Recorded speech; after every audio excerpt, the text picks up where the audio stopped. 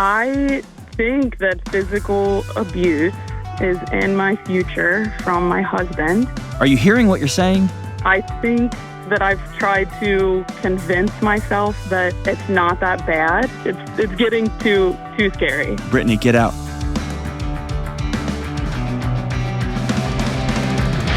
What up, what up, what up? This is John with the Dr. John Delony Show. Show that's here for helping you change your marriage, helping you change your life, helping you change your fitness and your nutrition and your mental health, how to be a better parent. That's what we're doing here on the show.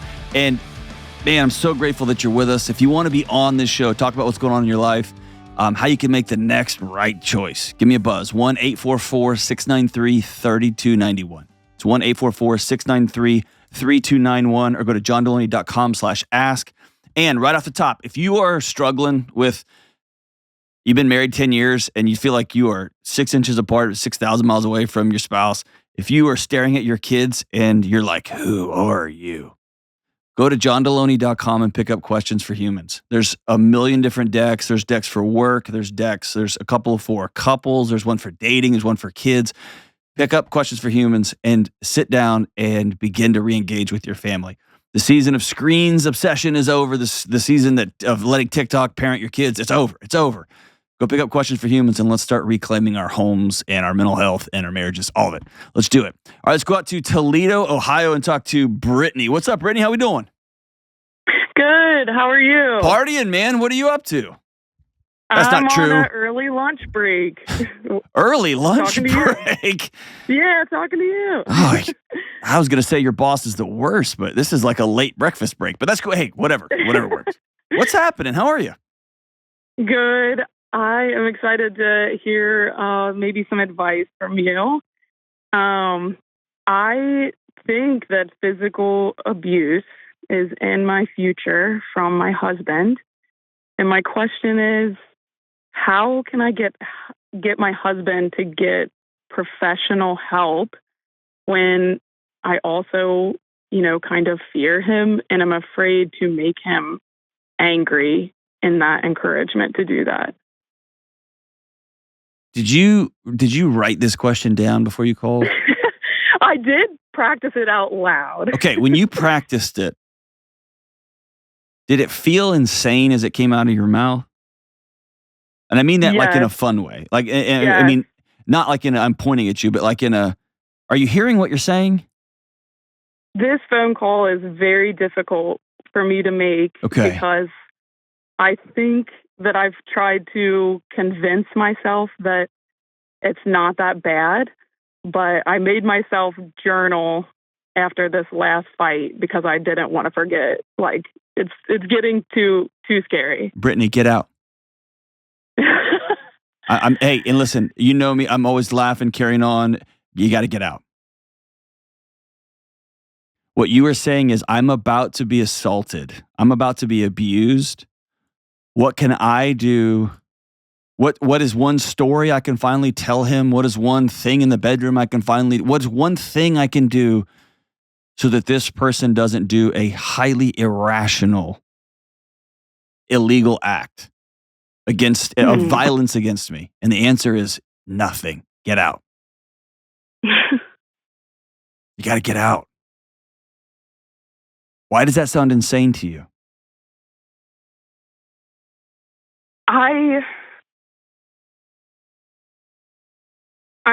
It sounds crazy because I have seen progress in our marriage. But this last fight scared you. Yeah. Yeah. So there's not progress. You're telling yourself stories. Why? Yeah. Why? Are you scared of what's on the other side? Are you scared of being alone? What are you scared of? And it's okay to be scared of all that stuff. Right. We are very committed Christ followers. I disagree. I 100% disagree. I don't believe you. Yeah. Because Christ followers don't beat their wives. Yeah. They don't. They take a knee. Right. They go get help. Right.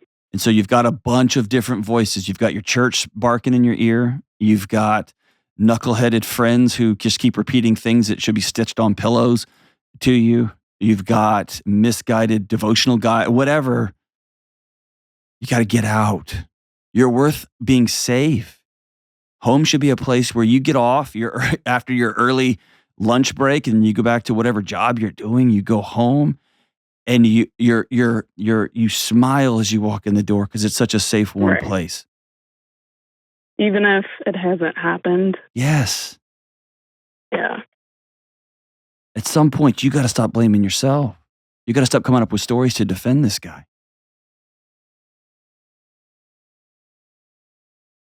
Right. He's absolutely not a Christ follower. And I would say that if he was sitting right here in front of me. He's using that as cover to do whatever he wants to do in your life. Mm-hmm. What are you scared of? I'm being serious. Because I want to do what I can in this short call to shine some light on that fear and let you know that it's probably toothless. I guess I just think I thought that there was something that could be like fixed on his end because it's not. There can be, but he's got to do the work. Yeah. You can't do anything. This is who he is. I think it's an ability that he's able to get to. No. Brittany,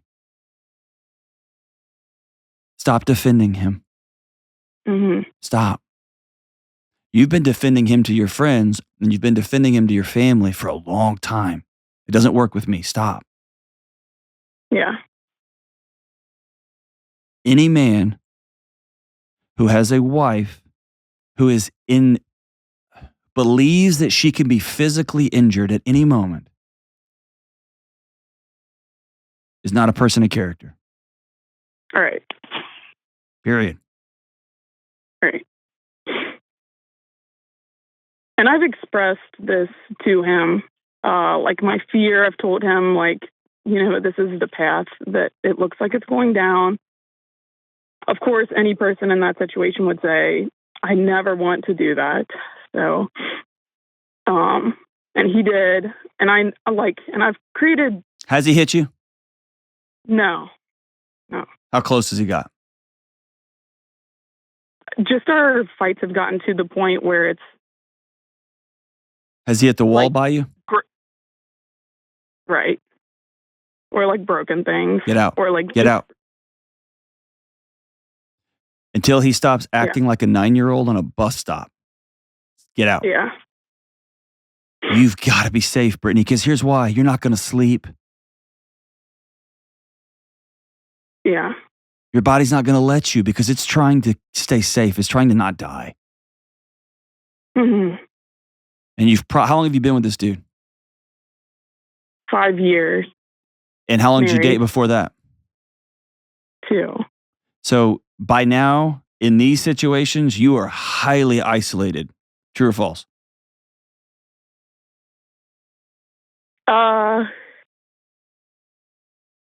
Say it. Just innocence, but I have surrounded myself with good people. I'm not. Do they know? Like one. Okay. You are completely alone in this deal. This is what happens. This is what happens. It's a common story. It's a common refrain. You start protecting yourself, and eventually your friends say, I can't be a part of this. Or there's something about this dude that I don't like. And you get mad at them, or they get mad at you, and you begin to slowly, that circle of influence gets tighter and tighter and tighter and tighter. Mm-hmm. And I don't know you. You could walk into this room right now, and I wouldn't know because I've never seen you. Mm-hmm. I have no idea who this person is, but I've heard this story too much. And when I say get out, that doesn't mean forever. What that means is you have the only thing on planet Earth you can control is your thoughts and your actions. That's it. True. And your actions right now are to be safe. And you are not safe in your own bed. You're not safe in your own living room. You're not safe in your own kitchen. You're not safe in your own home. Get out. Mm-hmm. Find a place where you can be safe. Yeah. And then he, and only he, has some significant choices about the therapy he's going to go get, Right. about the mentorship he's going to get. He's going to have to deal with his addictions because I guarantee you he's got some. Guaranteed. He's going to have to deal with his anger. He's going to have to deal with his childhood mess. He's going to have to deal with all of it. And listen to me super carefully. I absolutely 1000% do not care what he does or doesn't want to do. Right. I care what he does. Right. I've never met somebody who wants to hit their wife, but they do. Get out. Okay. And I tell you that because I love you. And if he was sitting right here, right next to me, I would tell him, your wife needs to go away while you get safe. And if he wants to call me, I would love to talk to him. Not in a mean, macho way, but just like I don't think he wants to be the guy he is. But, Brittany, he is the guy he is. Okay? Will you commit just on this call, will you commit to finding a way to be safe? Go stay with a girlfriend for 2 or 3 or 4 weeks? It's usually a minimum of 30 days. Right. Because it's not, you're saying something that I haven't thought about, but like it's not up to me to like encourage him to get the help. No. Right. A murder victim doesn't encourage her murderer to stop murdering, right? That's not like he or she has to decide to not murder. Right.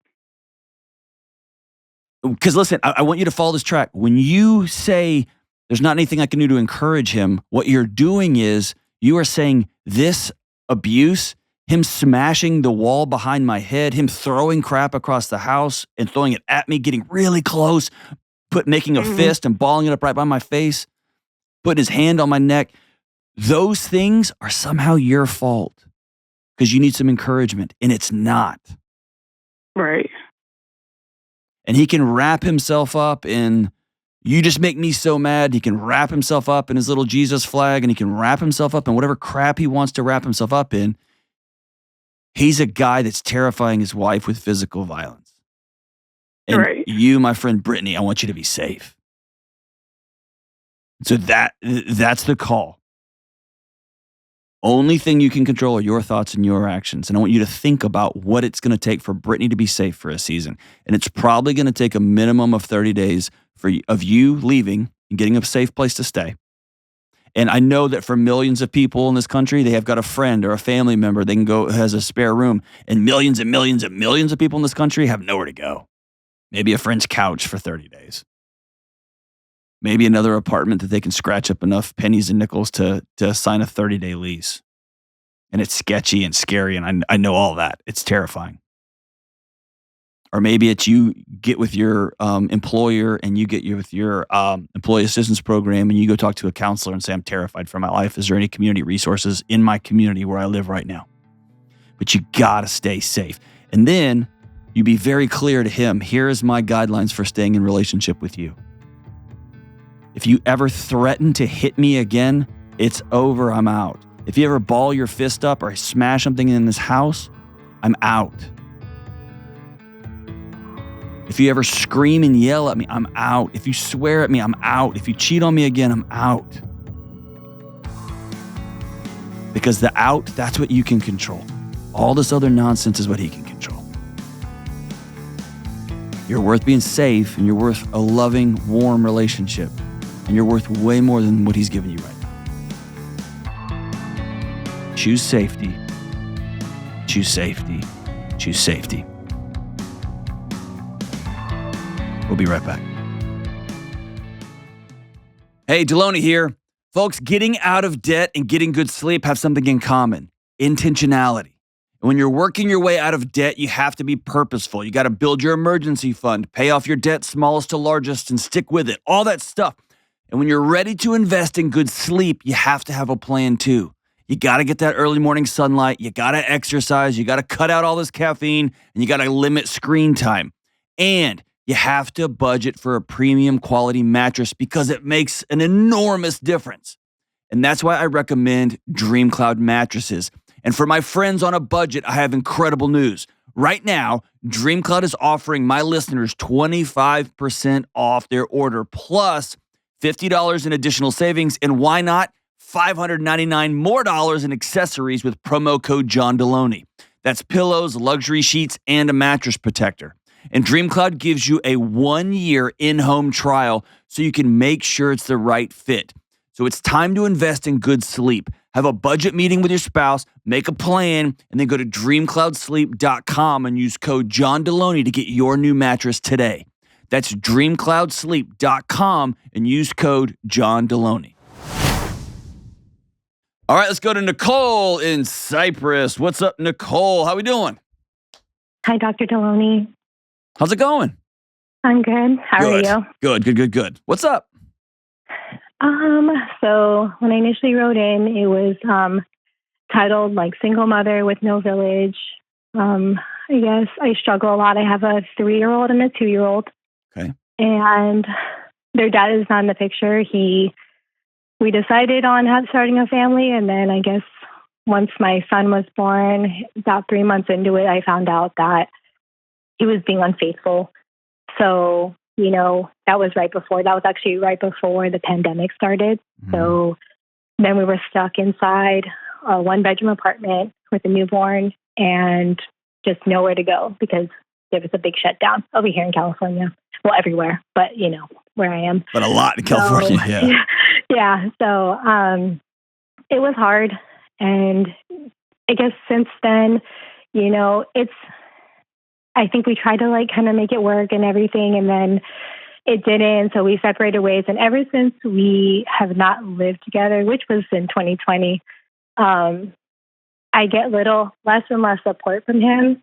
And then I guess it's just become more and more toxic because I think he just walks in and out whenever he wants. So is there no custody arrangement? Did y'all go to court? We didn't. Okay, you need to do that. I know. And I know you don't want to, but you need to do that. And even if you don't think enough of yourself to do it for you and your safety and your economic security down the road, mm-hmm. do it for your kids. Yeah. Do it for your kids. So I guess I struggle because, and I have them 99% of the time. Mm-hmm. He sees them a few hours, a couple days a week. Until it's a season where he decides he wants to show up and be more frequent. But most of the time, listen, that's destroying those kids. I know. Stop. Yeah. Are you still intimate with him? You still sleep with him every once in a while? No. When's the last time y'all were together? Intimately mm-hmm. was maybe last summer. Okay. Because he said he wanted to try. No, you don't have to give me a because. You don't have to give me because. I'm not trying to do it to shame you. I'm trying to, at some point, you're getting something out of this too. And it's not sex or anything like that.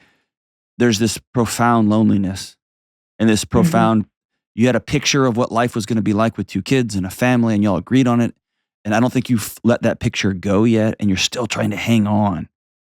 And every time mm-hmm. he pops in and out of that picture, you're like, oh, there it is. It could happen. And then he comes in the summer and he's like, hey, let's make this thing work. And then you feel used and you see what I'm saying? Yeah. The picture's mm-hmm. over. And what the world and your kids are desperate for, Nicole, is for you to draw something new. Okay. Is that fair? Tell me I'm wrong, man. Tell me you're going to make this thing work. No, I mean, I have gotten no contact with him for a while now. So it's just been, I guess I fear when he does try to do it, again, because recently he's pretty manipulative. I mean, I did file, I had to file a restraining order. So you've no contact ordered him. So you've been, go through the paperwork. Yeah. So, and then they just were able to serve him recently for the child support papers and stuff. I guess not child support. Yeah, child support, but not we haven't done custody stuff. So are y'all legally divorced or were y'all ever legally married? No, we were never legally married. Okay. Yeah, go through go through the paperwork process and clear some of these lines up. Mm-hmm. And when you do that, it's going to be so relieving and it's going to be devastating at the same time. And I want you to expect both of those, okay? Okay. The relief of, Everybody's on the same page. Now, the chances he pays, if you look at the data across the country, are low. Okay. Right? The chances that he just doesn't show up on a Tuesday anyway, you're going to have to follow those things to a T. Okay. Follow those things to a T. I was working with somebody recently, privately, who's showed up at whose kid's out of town, showed up at night, the night before, and just called their spouse and said, "Hey, can I go ahead and take so and so our kid out to dinner? I know custody doesn't start. I know my visitation doesn't start till the morning." Caused a whole. Just follow it to a letter. Follow it to the letter, to the letter, to the letter. But you got to get it in writing. You got to get it written down. You got to get a judge to sign off on it. Mm-hmm. And then there's going to be a finality because you're going to go look at that picture, at that canvas, and it's going to be completely blank and it's going to be terrifying. So as far as like the kids, I guess, is what I worry about the most. Like they're fine. Like, they see them, him a few hours a week, twice a week. And they really enjoy those times. But it's magic time. It's not real. Mm-hmm. Right? He gets to play superhero. He gets to show up and give him Chick-fil-A and McDonald's and ice cream and play for a couple hours and be the cool rambunctious guy. And then he gets to disappear. Yeah. And you have to do math homework and you have to do bedtimes and you have to do bath times. So it's not real time. Their experiences with him are, they're a vapor. Mm-hmm. So I guess I worry about, I know there's going to have to be a season because, recently I found out, because we agreed that he wouldn't take him to his apartment because he lives with a male roommate. They're in there. I think he's in his 30s, single. I'm not saying anything's wrong with that, but he does have friends over, and I just worry about, the risk. You should. You should. All of it. Okay. Listen, Nicole, somewhere along the way, somebody told you that voice in your guts should just shut up. And I'm telling you, for the first time in a long time, you got to start trusting your gut. You got to listen to that voice because it knows. Uh-huh. It knows. You know what's going on in that apartment. Nicole, you've known that dude for a long time. Mm-hmm. You know. Right? So, yeah. I'm just worried. You should. That's why I'm telling you. Go get the paperwork done. And how are the kids going to be if they have to go through a season without seeing their dad? It's going to be hard. Until that. But listen, he left y'all. Mm-hmm. He left y'all. And it's going to be worse when they're in middle school. And he says things like, "I don't know, man, your mom just took you away." And you're going to have to deal with that crap too. Here's what you're doing. Mm-hmm. You're playing a 25-year game with him now. Are they boy, girl? What are they? I have a son and daughter. Okay. Mm-hmm. The little boy is going to be wondering what in the world he did to send dad away. And that little girl's going to wonder what was so beautiful about somebody else that daddy wanted to be with them and not mommy and me. Mm-hmm. Unfortunately, those you letting him come in and out of your life is not going to answer those questions for those kids. It's going to be a long game of you showing up and showing up and showing up and showing up and showing up. And when they look back, they'll go, "Oh, golly, dang, dude." But in the meantime, you can't expect an 11-year-old, a 6-year-old, a 9-year-old, a 15-year-old to not want to go where the cool stuff's happening. Dad's cool roommates you know what I mean? That's where every kid's going to want to go there. Mm-hmm. That's where they need an adult in their life that says, "Hey, I love you enough to say no. I love you enough to give you some stability, some safety." Mm-hmm. And unfortunately, dad's not playing that game. Mm-hmm. Okay. And what this also means is you're going to have to get some people in your life. Mm-hmm. You're going to have to get a couple of girlfriends that you trust deeply, that you can email, that you can text, that you can call, that will come over in the middle of the night, that will go out and hang out with you. You're going to have to get those folks in your life. You can't do this by yourself, not forever. I haven't done anything by myself, for myself. Well, other than I guess shower and I guess get my nails done. Yes. But, Listen, you think that's normal now. And I'm smiling as though we're hanging out. Like I would be laughing and you would be laughing. Mhm. You think 9 minutes under hot, hot water is your R&R time. Mhm. It's not. Yeah, I know. Yeah. And maybe no one's ever told you this, but you are worth so much more. And by the way, my friend Will Gadara, who's a restaurateur in New York, he tells his staff this when he tells his staff. He always is telling them, his wait staff, you cannot fill up other people's pitchers, other people's glasses if your pitcher's empty. If you want to really serve your customers well, you got to go in the back room and fill up your pitchers, and only then can you fill up the customer's glasses. Same principle applies to you, mom. All you single moms out there.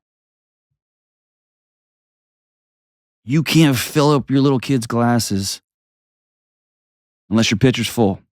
And I know, like, oh, you privileged, you're just in, I know. It's hard for me to hear that from me. I get that. 100%. Good call out. But I'm telling you, the greatest gift you can give your life when dad walks out on them is a well mom. Is a mom who believes in herself enough and loves herself enough to demonstrate to those kids, here's what self-care looks like, here's what love looks like, here's what laughter and joy looks like. Y'all are worth those things. You're worth those things, Nicole. Hang on the line here. I'm going to send you a copy of my book, Own Your Past, Change Your Future. I want you to read it. I want you to do the exercises in it. And then I want you to call me back and we can talk through, here's what we do next. Here's where we go from here. But I want you to call the courts. Let's get this thing in writing. Let's get the custody arrangement down. You've had the no contact order. You've taken care of the child support stuff. Let's go ahead and do this all the way. And let's get some people in your life that will walk alongside you. And if you don't have anybody, it's going to be awkward and weird because making friends as an adult is the worst, but you're worth it. Every step of the way. Call me anytime, Nicole. Anytime. We'll be right back. Hey, good folks, John Delony here. I feel like I fell through a glitch in the Matrix. This is my job. I get to have this show, do this show, walk alongside each one of you as a career. This is what I do, and I have a blast doing it.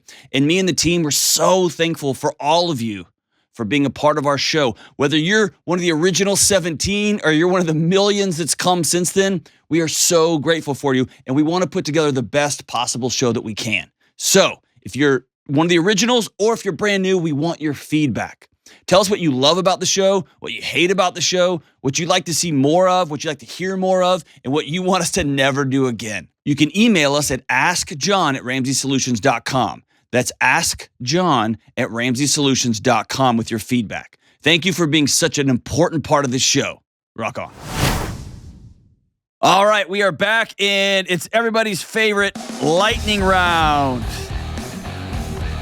All right, today we're talking about work and leadership, and I have not seen these questions, and so Kelly's going to let them RIP, let them rip. All right, first question. Like she does in the booth all the time. I was kidding. That was a fart joke. I'm sorry. There it is. Go ahead. All right, first question. What are some qualities that make a great leader? A leader goes first, whether that's doing the hard thing, whether that is being transparent, whether that's admitting faults, that's saying I was wrong, I changed my mind. A leader is somebody who goes first. A leader is somebody who's empathetic. And a leader is somebody who tells the truth. And a leader is somebody that holds themselves and everybody else accountable. Nice. All right. How do I separate my career and my identity? Oh gosh. Your career's a job. It's a way to earn a living. Your identity is who you are moving through the world. And so the way I would say that is one of the identities I've chosen to take is I sit with people who are hurting. I sit with struggling people. I did that when I worked at Burger King. I worked at Burger King for 4 years, worked my way up to assistant manager. What up? But I worked at Burger King. I also was a dean of students. I also was a professor. I also now I'm a YouTuber, for God's sake. And in every one of those jobs, my identity was I sit with hurting people. And lunch rush at Burger King, people are standing in line, exhausted, dead-eyed. Man, it's hurting people all through that line. And people call into the show, people are hurting. It's all through that line. So your identity is like who you are. Why are you operating in the world? And your job is the way you make money. If you're really, really lucky, those two things can work together. All right. As a leader, I need to have an awkward conversation with a direct report. How do I start the conversation? This is going to be an awkward conversation. I think any other way around that, usually one of two things happens. And I've done both of these incorrectly. You have like a, hey, how's it going? How's the fam? Oh, yeah, how's little Timmy? Did his play go well? Great, that's awesome. Hey, you're fired. Like, there's that way, which is just catches everybody off guard. There's you walk in and you feel like it's a funeral. You can feel the weight in there, and you're nervous as a leader and a boss. You're nervous.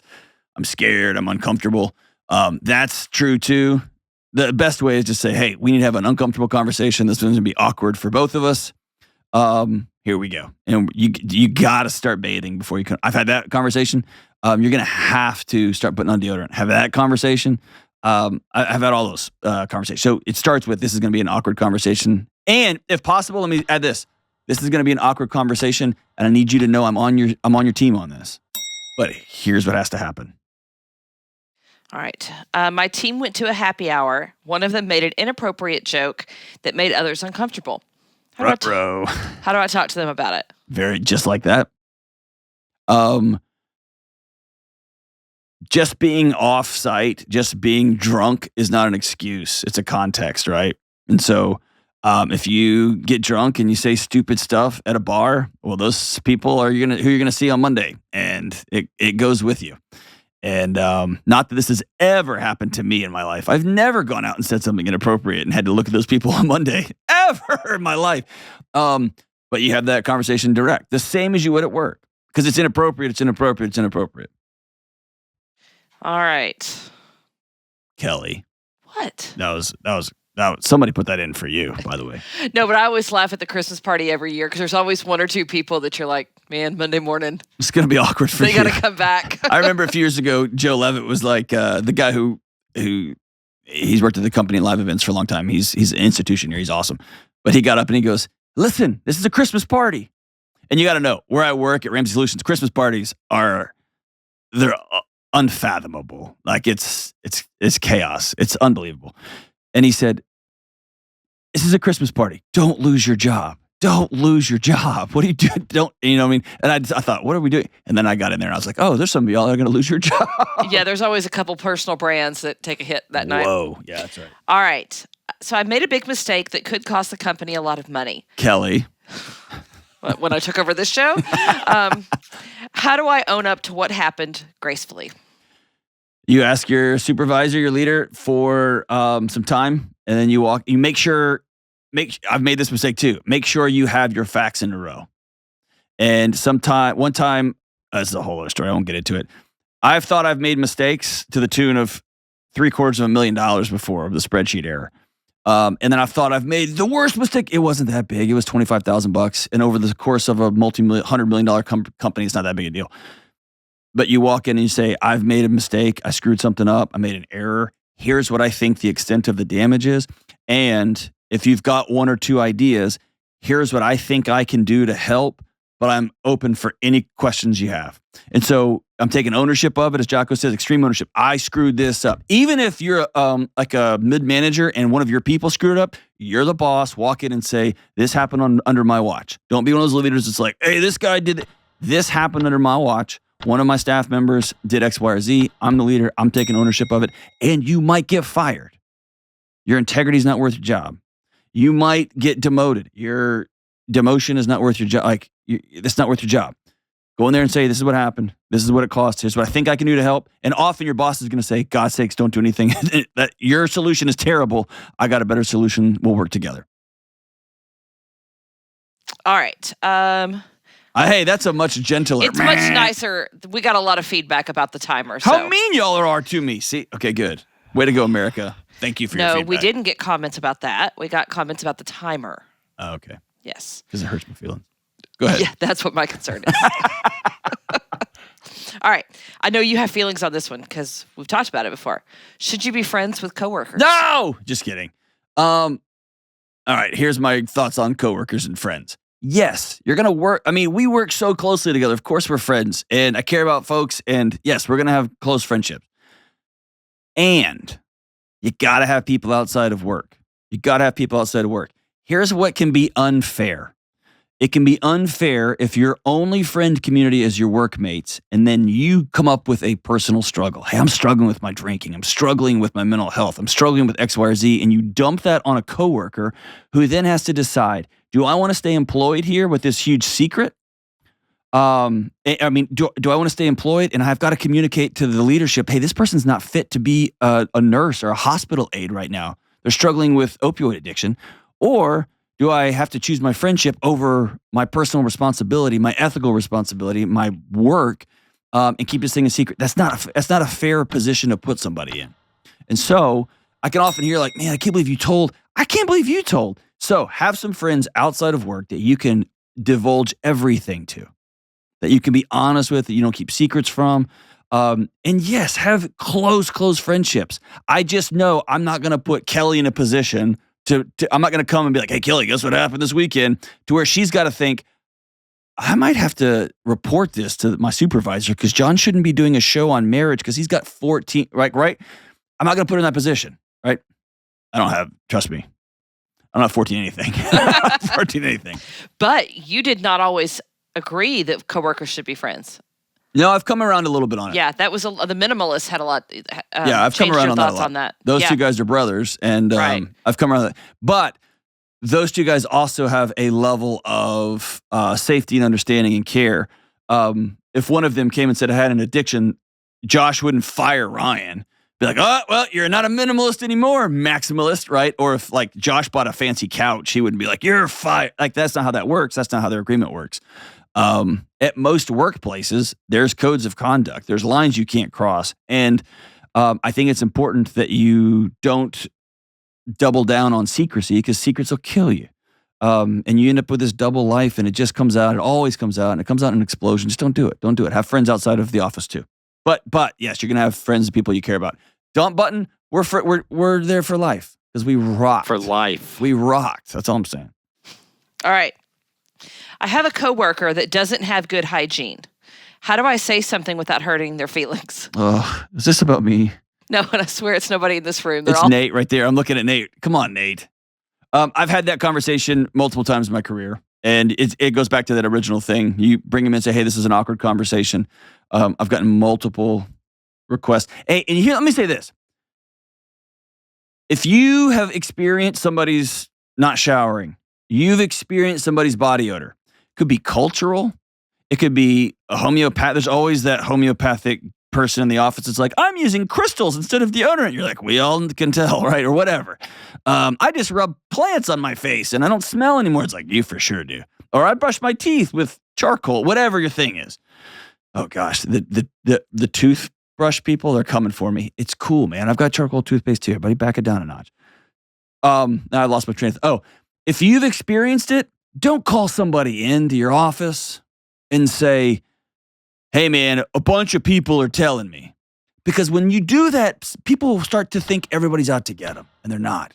Be a person of integrity and courage and say, I'm experiencing, you've got extreme body odor and it's becoming very hard to work with you. You got to take a shower. You got to wash your clothes. Are you struggling financially? Do you need some help? I've had one time I had to have that conversation with a student, and their response to me was, I can't afford soap.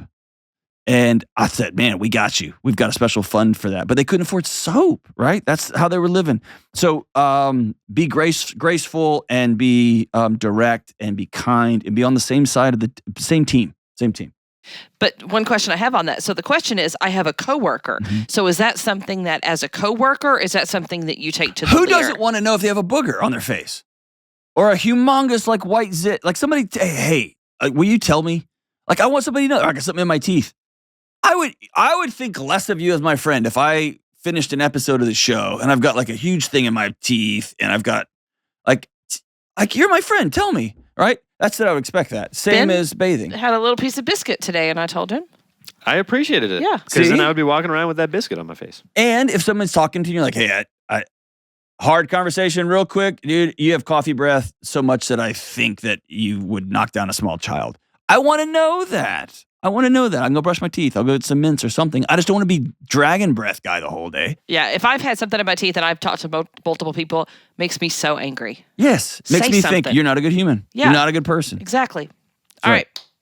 I don't think my leader leads our team well. Right? I've been telling Chris that. I'm just kidding. Go ahead.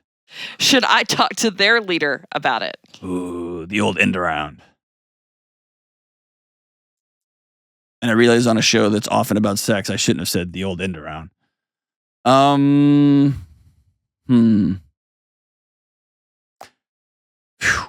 I reserve, that's a nuclear option for me. I reserve that for ethical violations and ethical dilemmas. Like somebody's asking me to do something that lacks integrity. They're asking me to steal, to cut corners, to change numbers, to whatever. Or I'm witnessing this person themselves have unethical behavior. They're fudging timesheets. They're whatever. Then yeah, I will. In my life, when I've experienced that, I have looked in the mirror and said, what of this can I tolerate? And what of this can I not tolerate? Once or I think twice, I've left. I've chosen to go because I don't want to work in this environment other than throw grenades. Because again, that's just not who I am. And other times I've been like, this particular boss of mine, this leader is just bonkers. And it's just the way it is. And I just put up with it and we move on. So, what do you think about that? Well, we have to hurry because I have a meeting with your leader after this. Oh, sweet. What do you think about that? Gosh, that's a hard one. But I kind of agree. I think that you have to decide if you can stay. But unless they're doing something unethical, I just don't see a way that works out well if you go to their leader. That's I don't see a way that ends well. If it's like that person's annoying or that person's just rude or I don't agree. I don't like the way they're doing. Shut up. You know what I mean? Like I decide to be there or don't be there. Right. We have to learn how to work in those kind of, because you're not, everybody that you work for is not going to be your favorite person ever. Right. And if that person keeps making racist jokes, that person's fudging the numbers. Yeah, right, that's dude, different. We're going to have another conversation. Absolutely. Yeah. All right. I run a meeting and two people in the meeting don't get along. It's awkward for everyone else. How do I handle it? You call those two people in a room and say, hey, we're grown-ups. We're not children. We're going to solve this problem right now. In fact, you want me to leave? I need to know what's going on here because this is affecting everybody else. And if y'all two can't get this together, y'all are opting out of working here. You got to go. Because I'm not going to have you two people disrupt this whole thing.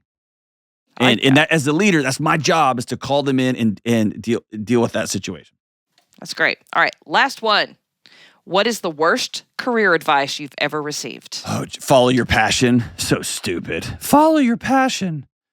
If that was the case, I'd be raising unicorns like in Ireland. So stupid. Actually, that's not my passion at all. I think that's just poor, awful, stupid, misguided. Follow what makes you feel good. That's so stupid. Most people, most of the time, become passionate about what they're really, really good at. And you only get really good at something when you do it over and over and over and you practice it and you get lots of reps in and you fail and you get back up and you go. And most of us only practice something that hard when somebody's pushing us, whether it's a boss or a coach or a parent. And so ultimately, you go all the way down that line. Most of us are really passionate about the things that we do and the things that we're good at because somebody put us in uncomfortable situations along the way. A few people, I've met them. Will Rudder's one of those guys. He just sits in his room and jams. That guy doesn't need somebody yelling at him. You need to practice. He just practices. And he's one of the best guitarists I've ever heard ever in my life, ever. Most people I know don't have that. They had parents that made them take piano and they'd take piano and take violin and whatever. And then they became, I'm good at this. And then when I play it, he or she smiles at me. And I'm going to keep doing this. Or this teacher high fives me and I'm going to get better. And I'm going to get better. And then all of a sudden they're rocking ballad bands. Not quite like Dumb Button, but they're still rocking. Right. That's all. That's it. That's it? That was it. Oh my gosh, we are solving problems here on this show. We are definitely changing the world. Listen, be a good leader. And if you don't know what you're doing, go to Entree. What's that? RadianSolutions.com, Entree Leadership. Check them out. You get your mind right when it comes to leadership. Hey, we'll be right back. Hey, Delony here. One of the things I love about my job is answering the tough questions people have when they call into the show. Your stories are incredible, and each person's situation is unique. And for years, people from all over the world have been asking if I do private counseling or private coaching sessions for them or for their spouse. And as much as I'd love to, I can't realistically do one-on-one coaching sessions with every single person. It's just not possible. But that's exactly why I wrote my new book, Own Your Past, Change Your Future. Within the pages of this book is exactly what I would say if you and I were sitting down together at a table looking for the next right move for you to make in your relationships or to help you live a more whole and peaceful life. As you read through each section of this book, I will show you how to look and own the roads from your past and head to the new roads of a well life moving forward. Go to johndelony.com to get your copy today. That's Own Your Past, Change Your Future at johndelony.com. All right, as we wrapped up today's show, I didn't know you were going to talk about this, Kelly. Kelly, like right under her neck in Old English across the top, right by her collarbone, has this I need to come up with a new font for my tattoos because apparently they're all in Old English. English. Old English. Yeah. So is the name Kelly on the back of your Eldorado that you drive around, that Cadillac that you have. That pink one that drives I really, real low. really like the Old English font. That's your thing, man. It started with that one Thug Life tattoo, and it has never, you've never stopped getting them. Yeah, never look back. It's weird when she's not wearing makeup and it just says Huey Lewis in the news across her collarbone, but alas. Her favorite song, Working for a Living, here she goes. Like she's got a hard job, by the way. You're producing a YouTube I am tough. I'm sorry. It's like herding cats, people. It's hard. Hurting a lot of one cat. Some days won't end ever, and some days pass on by. I'll be working here forever, at least until I die. Damned if you do, damned if you don't. I'm supposed to get a raise next week. I know Kelly won't. Working for a living. I'm taking what they're giving because I'm working for a living. Let's be honest, none of us on this show are working very hard. But you are. We'll see you soon. Love y'all.